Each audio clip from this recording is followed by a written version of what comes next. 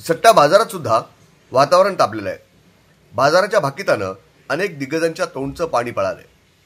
23 November रोजी कुणाला बहुमत मिळणार, कोणत्या पक्षाचं सरकार येणार हे स्पष्ट होईल। पण त्यापूर्वीच या अंदाजांनी अनेकांना धक्का दिलाय। एक्झिट पोलशिवाय राज्यात सट्टा बाजाराला सुद्धा विधानसभा निवडणुकीचा रंग चढलाय। सट्टा बाजाराकडे पण अनेकांचं लक्ष लागलं होतं।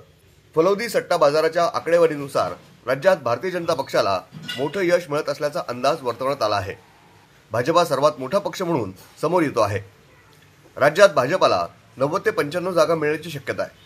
भाजपसोबत मित्रपक्ष शिवसेना शिंदे गट सुद्धा सत्तेमध्ये येत आहे। शिंदे गटाला राज्यामध्ये 36 ते 40 जागा मिळण्याचा अंदाज वर्तवण्यात येतो आहे।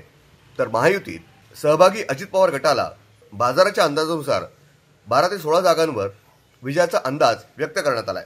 फलोदी सट्टा बाजाराच्या अंदाजानुसार राज्यात महायुती 142 ते 151 जागा काबीज करेल आणि पुन्हा महायुतीचं सरकार सत्तेत येईल।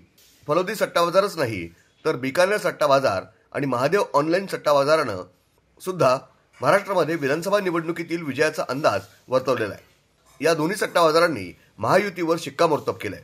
पण या दोन्ही सट्टा बाजारांनी महाविकास आघाडी आणि महायुतीमध्ये सत्ता स्थापनेसाठी काटेकी टक्कर असेल असा दावा केलाय। दोन्ही गटामध्ये अत्यंत कमी फरक असेल, त्यामुळे राज्यात अपक्ष आणि बंडखोरांना अधिक भाव असेल असा अंदाज वर्तवण्यात आला आहे। यावेळी अपक्षांशिवाय कोणतेही सरकार सत्तेत येणार नाही असा दावा मतदानापूर्वीच वर्तवण्यात येत होता। ब्युरो रिपोर्ट, न्यूज डेस्क, महानगरची लाईफलाईन, मेट्रो न्यूज।